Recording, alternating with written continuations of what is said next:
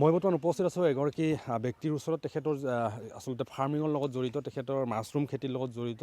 তেখেতৰ মই যি মাছৰুম খেতিৰ ফাৰ্মৰ ওচৰত আছোঁ। মই দেখুৱাব যত্ন কৰিছোঁ কিদৰে তেখেতে মাছৰুমৰ কাৰণে যোগাৰ কৰিছে, তেখেতে খেৰ কাটিছে, খেৰৰ পৰা কিদৰে মাছৰুম উৎপন্ন কৰা হয় সেই প্ৰচেছ মই দেখুৱাব যত্ন কৰিছোঁ। তেখেতৰ যি ফাৰ্ম, তেখেত অকল মাছৰুম খেতিয়ে নহয়, তেখেতৰ বিভিন্ন ফাৰ্মিঙৰ লগত জড়িত। তেখেতৰ যি ডায়েৰী ফাৰ্মেই হওক, ছাগলী ফাৰ্মেই হওক, হাঁহ মুৰ্গী বা গাহৰি ফাৰ্মেই হওক, বিভিন্ন ধৰণৰ ফাৰ্মৰ লগত জড়িত। আৰু এই যি মাছৰুম খেতি, তেখেতৰ এই মাছৰুম খেতি আচলতে 1997 চনৰ পৰা তেখেতে কণ্টিনিউভাৱে বা একেৰাহে 1997 চনৰ পৰা একেৰাহে তেখেতে মাছৰুম খেতি কৰি আহিছে। আৰু সেই মাছৰুম খেতিৰ জৰিয়তে তেখেতে বিশেষভাৱে স্বাৱলম্বী হোৱাৰ পথ মোকলাইছে। আৰু মই দেখুৱাব যত্ন কৰিছোঁ কিদৰে তেখেতৰ মাছৰুম খেতিৰ যি মাছৰুমৰ যি উৎপাদনস্থলীত মই আহি বৰ্তমান উপস্থিত হৈছোঁ। মই দেখুৱাব যত্ন কৰিছোঁ কিদৰে তেখেতে মাছৰুম উৎপাদন কৰিছে। আজি 20 বছৰতকৈ অধিক কাল তেখেতে মাছৰুমৰ খেতিৰ লগত জড়িত। আৰু মই দেখুৱাব যত্ন কৰিছোঁ তেখেতে ইতিমধ্যে মাছৰুম ছিঙিছে, বজাৰত নিয়াৰ কাৰণে তেখেতে মাছৰুম ছিঙিছে। আৰু এইদৰে আচলতে তেখেতৰ নিজৰ গৃহতে আজি 20 বছৰ ধৰি তেখেতে মাছৰুম খেতি কৰি আহিছে। আৰু মাছৰুম খেতিৰ জৰিয়তে তেখেতে বিশেষভাৱে স্বাৱলম্বী হোৱাৰ পথ মোকলাইছে। আৰু অকল এটা কথা কৈছোঁ, মই অকল মাছৰুমেই নহয়, তেখেতে বিভিন্ন ফাৰ্মিঙৰ লগত জড়িত। তেখেতে ডায়েৰী ফাৰ্ম আছে, তেখেতৰ গাহৰি ফাৰ্ম আছে, তেখেতৰ হাঁহ কুকুৰাৰ ফাৰ্ম আছে, বিভিন্ন খেতিৰ লগত জড়িত তেখেতে। মই এই ব্যক্তিগৰাকী মোৰ ওচৰত আছে, তেখেতৰ পৰা মই কিছু কথা জানিব। দাদা, ক'ব লাগিব যে আপুনি 20 বছৰ ধৰি একেৰাহে 20 বছৰ ধৰি আপুনি মাছৰুম খেতিৰ লগত জড়িত হৈ আছে। হয়তো তেতিয়া মাছৰুমৰ বিষয়ে মানুহ ইমান জনা নাছিলে যে মাছৰুম আচলতে কি আছিলে। কেনেকৈ আচলতে এই মনৰ চিন্তাটো আহিলে যে মাছৰুম খেতিৰে স্বাৱলম্বী হ'ব পাৰি?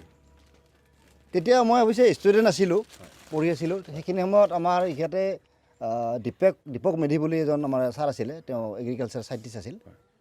তেখেতে বিশেষভাৱে কোৱাৰ কাৰণে ভাবিছিলোঁ নতুন বস্তু এটা কৰি চাওঁ। ইনিচিয়েলি অলপ সৰুকৈ আৰম্ভ কৰিছিলোঁ তেখেতৰ তত্ত্বাৱধানত। তেখেতে নিজে স্পুনটো বনাইছিল, ইয়াতে বনাইছিল তেখেত। বৰ্তমান তেখেত মঙলদৈত নে ক'ৰবাত কাৰ্য কৰি আছে এই এগ্ৰিকালচাৰ ডিপাৰ্টমেণ্টতে। মই তেতিয়া আৰম্ভ কৰিলোঁ। ইনিচিয়েলি মানুহবিলাকে মাছৰুম কি বস্তু জানাই নাছিলে। মানুহৰ ঘৰত খাবলৈ গ'লে ভাবিছিল কি বস্তু এইবিলাক আৰু কাঠফুলা মানুহে খায়নে, তেনেকুৱা এটা পৰ্যায়ৰ পৰা আজি ইমান বছৰ কৰাৰ পিছত এতিয়া বঙাইগাঁৱৰ অঞ্চলত কমচে কম প্ৰতিজন মানুহে এদিন হ'লেও মাছৰুম খাই পাইছে বুলি মই ক'ব পাৰোঁ।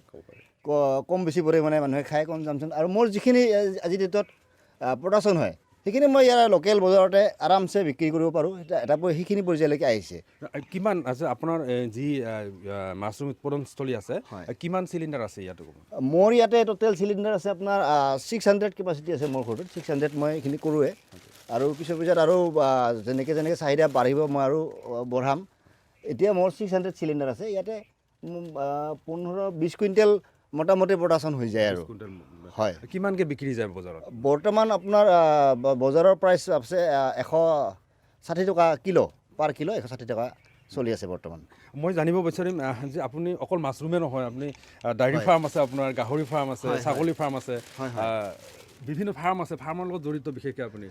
হয়, মই ফাৰ্ম ছেক্টৰটোত মই ভাল পাওঁ, মই ইণ্টাৰেষ্টেড। কাৰণ ফাৰ্মে এটা বস্তু আছে যিয়ে আমাৰ ইকনমিটো মানে আমাৰ বঢ়িয়াছে চলাই ৰাখিব পাৰে। আৰু আমাৰ যিখিনি ৰ' মেটেৰিয়েল ইয়াতে হয়, মই সৰুৰ পৰা দেখা পাইছোঁ যে আমাৰ ধানৰ যিটো খেৰ থাকে চবৰে ঘৰত এনেই ৱেষ্টেজ হয়, নাখায় বা পচি যায়। সেই ৱেষ্টেজ বস্তুৰ পৰা কেনেকৈ আমি এটা প্ৰডাক্টিভ বস্তু মানুহে ভাল এটা খাদ্য বস্তু প্ৰডাকশ্যন কৰিব পাৰোঁ, এটা ভাল সুবিধা পাইছোঁ মই। মোৰ পৰা বহুতে শিকিও গৈছে আৰু কৰিও আছে আজি বিভিন্ন গাঁৱত। মই নিজে স্পন কালেকশ্যন কৰি আনি দিওঁ। আৰু এই ৱেষ্টেজবিলাকৰ পৰা কেনেকৈ এটা আমি ইয়াতে ইণ্ডাষ্ট্ৰী গ্ৰ' কৰিব পাৰোঁ, ৰ' মেটেৰিয়েল যিটো এভেইলেবল আছে খেৰ, সেইটোৰ ওপৰত মই মনোনিৱেশ কৰিছোঁ। আৰু মোৰ লগতে আৰু বিভিন্নজনৰ সুবিধা হৈছে। খেৰখিনি মানুহৰ ওচৰে পাঁজৰে গোটেই মই কিনিব পাৰিছোঁ, বা মই কিনি লৈহে বেছিভাগ কৰোঁ। বহুত খেৰ লাগে মোক। নিবনুৱা চামক কি ক'ব? যিসকল নিবনুৱা চাম আজি তেখেত চাকৰিৰ পিছত দৌৰিছে, তেখেতে চাকৰিৰ কাৰণে তেখেতে বিভিন্ন ইণ্টাৰভিউ দিছে, চাকৰি লাগিব যেনিবা, কিন্তু তাৰপিছতো যদি এনেকুৱা কামৰ জৰিয়তে নিবনুৱা সমস্যা সমাধানৰ কিছু পথ মুকলি হয়, নিবনুৱা চামক কি ক'ব? তেখেতসকলক আগবাঢ়ি অহাৰ ক্ষেত্ৰত কি উদগনি জনাব আপুনি? মই এইখিনিয়ে ক'ম যে ফাৰ্ম ছেক্টৰটোত যথেষ্ট লাভ। খেতি বা ফাৰ্মৰ আজিৰ দিনত এটা ইণ্ডাষ্ট্ৰী হয়। খেতি আগৰ নিচিনা এটা পৰ্যায়ত নাই যে খেতি কৰিলে কি হ'ব। আজিকালি খেতিত চাকৰিতকৈ বেছি ইনকাম আছে। এটাত লাগি থাকিব নালাগে। মই নকওঁ যে কেৱল মাছৰুমেই কৰক, কাৰণ কিয় এটা লিমিটেশ্যন থাকে। কাৰণ এতিয়াও চাহিদা সেইটো পৰ্যায়লৈকে যোৱা নাই যে বহুত বেছি ইনকাম এটা হ'ব। কিন্তু ৱেষ্টেজ আপোনাৰ খেৰখিনি ঘৰত ৱেষ্টেজ হৈ আছে, ঘৰত বাঁহ বেত আছে, নিজৰ বাঁহ বেতেদি ঘৰ এটা বনাই আপুনি খালি গুটিখিনি কিনিলেতো আপোনাৰ এটা সেই ৱেষ্টেজৰ পৰা এটা প্ৰডাকশ্যন হৈছে, এটা ইনকাম আহি আছে। হয় ট্ৰেইনিঙৰ কিবা ব্যৱস্থা কৰে আপুনি? হয়, মই মানুহে যিমান মোৰ ইয়াতে আহে মই ভালকৈ শিকাই দিওঁ কেনেকৈ কৰিব লাগে। বৰ জটিল নহয় কামটো, কিন্তু অলপ কষ্টসাধ্য হয়, কাৰণ এটা প্ৰচেছ আছে কি খেৰখিনি ষ্টেৰিলাইজ কৰিব লাগিব, তাৰপিছত বনাব লাগিব, সেইখিনি অলপ একমাহ মানৰ এটা পৰিশ্ৰম এটা হয়। একমাহ পৰিশ্ৰম কৰাৰ পিছত আপুনি বাকী মই গোটেই বছৰটো নকৰোঁ। গৰম দিনত অলপ অসুবিধা হয়, ইনচেক্টৰ প্ৰব্লেম হয় আৰু ড্ৰাই কৰিব নোৱাৰোঁ, কাৰণ বেছি প্ৰডাকশ্যন হ'লে নিশ্চয় ড্ৰাই কৰি বিক্ৰী কৰিব লাগিব। গৰমৰ দিনত যেতিয়া বৰষুণৰ দিনত ড্ৰাই কৰিব নোৱাৰোঁ। তো এই 4-5 মাহ যিটো আছে আপোনাৰ অক্টোবৰ টু এপ্ৰিল, মোটামুটি এই পিৰিয়ডটো মই মাছৰুমৰ খেতি কৰোঁ। মই চবকে কওঁ যাৰ ৱেষ্টেজ এনে থাকে সেইখিনি তেওঁলোকে মাছৰুমৰ খেতিটো কৰক। এটা লাভ আহিব আপোনাৰ ৱেষ্টেজ বস্তুখিনিৰ পৰা, এটা মাৰ্জিনেল এটা লাভ আহিব।